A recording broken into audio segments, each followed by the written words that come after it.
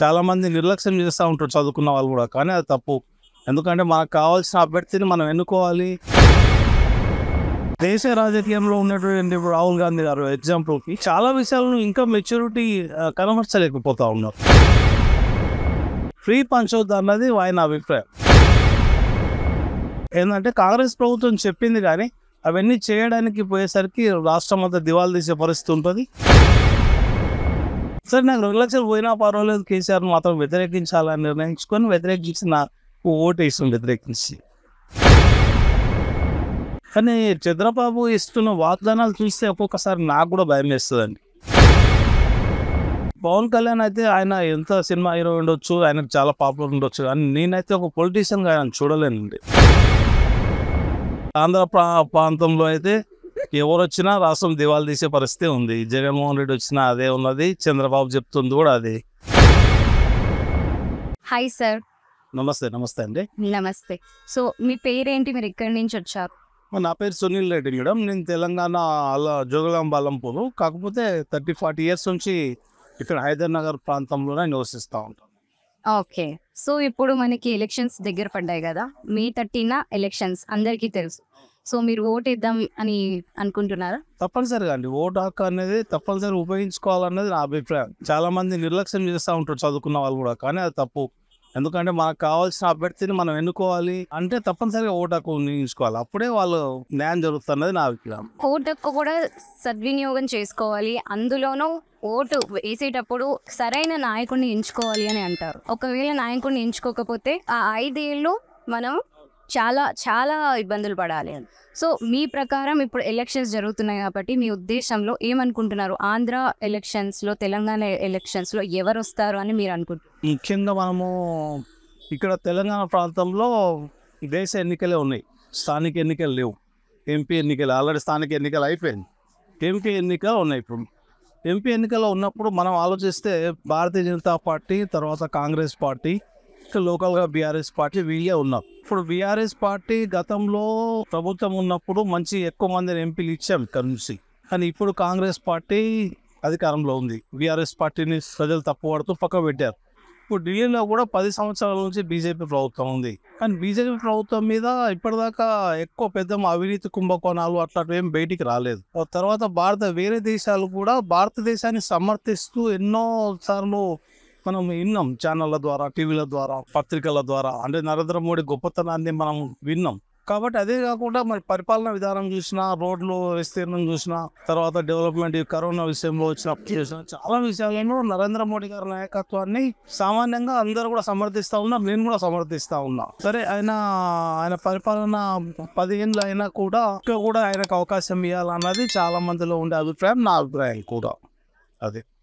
So ఇప్పుడు కరెంట్గా తెలంగాణలో కాంగ్రెస్ నడుస్తుంది కదా, సో కాంగ్రెస్ పరిపాలన ఎలా ఉంది? కాంగ్రెస్ పరిపాలన ఇప్పుడు స్టార్ట్ అయింది. వాళ్ళు ఇచ్చిన వాగ్దానాలు ఇంకా అమలు చేయలేదు, అంటే వాళ్ళకి టైం సరిపోలేదు. నాయకత్వం ఏదైతే దేశ రాజకీయంలో ఉన్నటువంటి ఇప్పుడు రాహుల్ గాంధీ గారు ఎగ్జాంపుల్కి చాలా విషయాలను ఇంకా మెచ్యూరిటీ కనబరచలేకపోతా ఉన్నారు. ఆయన నాయకత్వాన్ని కింది స్థాయిలో కూడా వాళ్ళు కూడా సమర్థించలేకపోతా ఉన్నారు. ఇక్కడైతే రేవంత్ రెడ్డి టీఆర్ఎస్ మీద వ్యతిరేకతతో కాంగ్రెస్ పార్టీకి ఓటేశారు, కానీ వాళ్ళు అమలు చేయలేకపోతారు. వాళ్ళు చెప్పిన ఆ పథకాలు ఏవైతే ఉన్నాయో ఆచరణ సాధ్యం కాని పథకాలు చెప్పి పవర్లోకి వచ్చారు, కానీ ఇప్పుడు అది అమలు చేసే పరిస్థితి లేదు. చేస్తే రాష్ట్రం దివాళా తీసే పరిస్థితి ఉంటుంది. కాబట్టి తెలంగాణ రాష్ట్రంలో భవిష్యత్తులో గందరగోళ పరిస్థితులు ఉంటాయన్నది నా అభిప్రాయం. ఓకే. సో ఇప్పుడు మనం చూస్తే కాంగ్రెస్ వచ్చిన తర్వాత వాళ్ళు అన్నట్టు ఫ్రీ బస్సులు ఇచ్చారు మహిళలకు. సో దాని మీద మీ ఉద్దేశం ఏంటి? ఫ్రీ బస్సు ఇవ్వచ్చు అండి, తప్పలేదు. ఫ్రీ బస్సు ఇప్పుడు చాలా గరీబులకు ఉపయోగపడతాయి, కానీ అంతకంటే ఇది చాలా చిన్న విషయం. ఇది ఫ్రీ బస్ అన్నది నెలకు 2500 ఇస్తామన్నారు. తర్వాత రైతులకు కూడా 500 రూపాయలు క్వింటాల్కు బోనస్ ఇస్తామన్నారు. తర్వాత చాలా చెప్పారు వాళ్ళు పథకాలు. ఇప్పుడు మహిళలకు స్కూటీలు లాంటి ఇస్తామన్నారు. అవన్నీ వాళ్ళకి ఇంకా టైం మనం ఇవ్వాలి, కానీ ఇప్పుడు వాళ్ళు చెప్పినవి కూడా అన్నీ కూడా ఇట్లా ఫ్రీగా పంచుకుంటూ పోతే ఇప్పుడు బీజేపీ ప్రభుత్వానికి కాంగ్రెస్ ప్రభుత్వానికి తేడా అక్కడ కనబడు. ఫ్రీ పంచొద్దు అన్నది ఆయన అభిప్రాయం. కరెంటు మీటర్లకు ఉచిత కరెంటు ఇచ్చుకోను, కానీ మీటర్లు పెట్టా అంటే నీకు ఎంత కరెంటు వాడుతున్నావు ఏం కథ నీకు తెలియాలి. నువ్వు రైతులు వాడుతురా లేకపోతే ఫామ్ హౌస్లో ఉన్న వాడుతురా, ఎవరు వాడుతుంది తెలియాలని మీటర్లు పెట్టంటే నేను పెట్టానని కేసీఆర్ గారు అది ఏదో గొప్పతనంగా చెప్పాడు చాలా సందర్భాలు, కానీ అదే అట్లా కాదు. మీటర్లు పెడితే దాన్ని నువ్వు ఆ బిల్లు నువ్వు గవర్నమెంట్ కట్టు, వాళ్ళు అమలు చేయొచ్చు, తప్పులేదు. కానీ అట్లా చేయకుండా మేము పెట్టామని మొండిగా కేసీఆర్ గారు వాదించి దాన్ని అనుభవిస్తా ఉన్నారు ఇప్పుడు. కాబట్టి ఏంటంటే కాంగ్రెస్ ప్రభుత్వం చెప్పింది కానీ అవన్నీ చేయడానికి పోయేసరికి రాష్ట్రం అంతా దివాళా తీసే పరిస్థితి ఉంటుంది, భవిష్యత్తులో ప్రజలు ఇబ్బంది పడతారని నా అభిప్రాయం. అయితే ఇప్పుడు అది చెప్పారు, బాగుంది. ఇప్పుడు ఆంధ్ర ఎలక్షన్స్కి వస్తే మనము అక్కడ ఎవరు గెలుస్తారని అనుకుంటున్నారు? ఇప్పుడు ఆంధ్ర ఎన్నికలు మనం చూస్తుంటైతే జగన్మోహన్ రెడ్డి గారు అదే పని చేశారు, అన్ని ఉచితంగా పంపిణీలు చేయడం మొదలుపెట్టాడు. ఉచితంగా పంపిణీ కాకపోతే చాలా మంది మేధావులు, చదువుకున్న వాళ్ళు, ఉద్యోగస్తులు చాలా మంది వ్యతిరేకిస్తారు జగన్ ప్రభుత్వానికి, ఇట్లా ఇవ్వడం కరెక్ట్ కాదు అని. కానీ కింది స్థాయిలో పబ్లిక్ కూర్చున్న కాడికి మాకు దొరుకుతుంది కదా అనే ఉద్దేశంతో వాళ్ళు ఓటింగ్ వేసే అవకాశం ఉంది. కానీ అది కరెక్ట్ కాదు దానివల్ల. కానీ ఇబ్బందికర పరిస్థితులు, కానీ వాళ్ళు ఏమంటే మేము కూర్చున్న కాడ మాకు వస్తున్నాయి కదా అని అంటారు.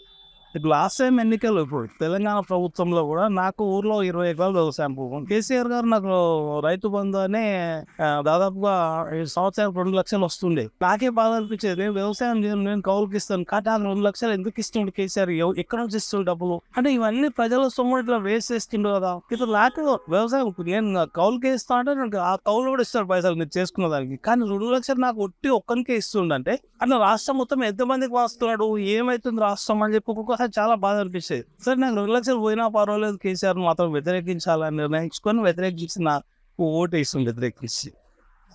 ఓకే, సో ప్రస్తుతానికి ఇప్పుడు అక్కడ ఆంధ్రాలో మనం ఎలక్షన్స్ చూస్తుంటే అటు నుంచి ఉన్నారు ఏంటి, తెలుగుదేశం పార్టీ కానీ మీరు అనుకుంటే ఇప్పుడు జనసేన కానీ బీజేపీ కానీ వీళ్ళందరూ ఉమ్మడిగా అందులోంచి ఒక అభ్యర్థిని పెట్టారు. సో కొండబాబు, సో ఆయన మీద మీ అభిప్రాయం? పర్టికులర్గా కొండబాబు ఎవరో నాకైతే ఐడియా లేదు. కాకపోతే ఇప్పుడు 3 పార్టీలు కలిపి అభ్యర్థులను పెట్టాయి. కానీ చంద్రబాబు ఇస్తున్న వాగ్దానాలు చూస్తే ఒక్కొక్కసారి నాకు కూడా భయం వేస్తుందండి. మరీ ఘోరాతి ఘోరమైన సాధ్యంగా ఆచరించాధ్యమైన ఘోరాలు ఉంటాయి. అంటే అట్లా చెప్పైనా సరే పవర్ రావాలని వాళ్ళ ఉద్దేశం ఉండొచ్చు, నేను కాదన్నాను. కానీ అది ఇన్నోడు కొంతమంది చదువుకున్న మేధావులు అయితే ఓటు వేయరు అని చెప్పి నా అభిప్రాయం. సార్ పవన్ కళ్యాణ్ అయితే ఆయన ఎంత సినిమా హీరో ఉండొచ్చు, ఆయనకు చాలా పాపులర్ ఉండొచ్చు, కానీ నేనైతే ఒక పొలిటీషియన్గా ఆయన చూడలేనండి. భారతీయ జనతా పార్టీ ఏ అవసరం కోసం వాళ్ళతో పొత్తు పెట్టుకుందో నాకైతే తెలియదు, కానీ అది కరెక్ట్ కాదు. పవన్ కళ్యాణ్ గారిని కలుపుకొని పెట్టుకోవడం అన్నది నా దృష్టిలో కరెక్ట్ కాదు. ఆయన ఒక పొలిటీషియన్గా నేనైతే ఎప్పుడు కూడా చూడలేను. ఎందుకంటే ఆయన మాట్లాడుతున్న పద్ధతి, ఆయన చేస్తున్న పద్ధతి చూస్తే ఆయన ఒక మెచ్యూర్డ్ పొలిటీషియన్ అని చెప్పి నేనైతే ఎప్పుడు అనుకోను. ఆయన ఎక్కడ నిలబడ్డా నేనైతే సమర్థించాను పర్టికులర్గా. ఎందుకు పవన్ కళ్యాణ్కి మీరు అంటే నార్మల్గా ఎందుకు అగెయిన్స్ట్ అట్లా ఉన్నారు? అంటే ఆయన ఓకే సినిమా హీరో, ఆయనకు మంచి పాపులారిటీ ఉంది, as a celebrity he's good. కానీ పాలిటిక్స్లోకి వచ్చారు అంటే ప్రజలకి ఏదో ఒకటి మంచి చేద్దామనే ఉద్దేశంతోనే వస్తారు కదా. సో ఒక్కసారి మీరు ఛాన్స్ ఇస్తే బాగుంటుంది కదా, మీరేమనుకుంటారు? నేను అనేది ఛాన్స్ ఇవ్వడానికి ప్రజలు సిద్ధంగా ఉంటారండి. కాకపోతే మనం చెప్తున్నది ఏ దాంట్లో మనం స్థిరంగా మాట్లాడుతున్నాం, ఏ విషయం మన స్పష్టత అవగాహనతో మాట్లాడుతున్నాం, ఏ విషయంలో ప్రజలను అవేర్నెస్ తీసుకొస్తున్నాం అనే విషయాలు స్పష్టత ఉంటుంది. ఇవాళ చెప్పిన విషయం రేపు ఉండట్లేదు ఆయన దగ్గర. అటువంటి వ్యక్తికి రేపు పొద్దున నీకు పెద్ద రాజాధికారం ఇస్తే ఏమవుతుంది అన్నది ఒక బాధ.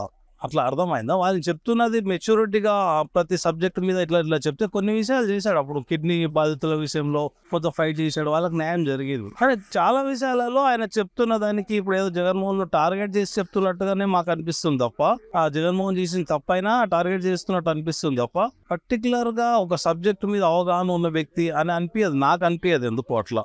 కాబట్టి ఆయన పొలిటీషియన్ గా నేను చూడలేను. సో మీరు అట్లా చూడలేకపోతున్నాను. ఓకే, సో దాని బదులు వేరే పాలిటీషియన్స్ ఎవరు వచ్చినా మీకు ఓకేనా? ఆంధ్ర ప్రాంతంలో అయితే ఎవరు వచ్చినా రాష్ట్రం దివాళా తీసే పరిస్థితి ఉంది. జగన్మోహన్ రెడ్డి వచ్చినా అదే ఉన్నది, చంద్రబాబు చెప్తుంది కూడా అదే. కానీ పదవిలోకి వచ్చిన తర్వాత చంద్రబాబు మోసం చేస్తే చెప్పలేము, కానీ ఇప్పుడు జగన్ చెప్తుంది కూడా ఉచిత హామీలే. తర్వాత ఇప్పుడు అందుకే వాళ్ళు కనీసం క్యాపిటల్ కూడా కట్టుకోలేకపోయారు. ఎందుకంటే అన్ని పంచుకుంటే వచ్చిన డబ్బులంతా పంచుకుంటూ పోయిన తర్వాత ఏముంటుందని వాళ్ళు స్థిర నిర్ణయాలు తీసుకుంటారు, చేస్తారు. వాళ్ళు ఓట్ల రాజకీయం చేస్తారు. అది కరెక్ట్ కాదన్నది నా అభిప్రాయం.